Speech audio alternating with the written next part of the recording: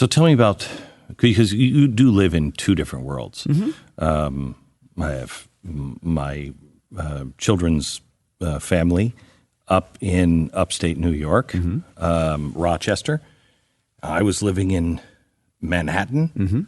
It is night and day different. Yes. Night and day different. Absolutely. So how does a state work when you've got Manhattan and its crazy laws and crazy views, and it has all the population to vote that way, and you're out in the middle of really nowhere in New York, 5 hours away. Yep.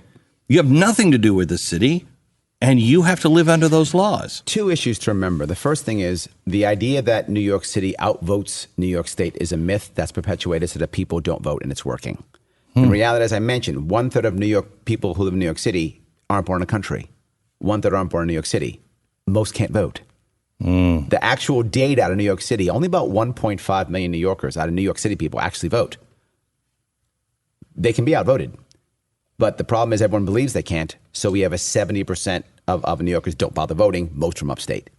Because upstate believes what you just said. Why bother? New York City is going to outvote us because they have 8.5 million people. Yeah, but only 1.5 million actually vote. Big difference. So the reality of it is that's not actually accurate. But the number one thing that you mentioned is how do you make that happen?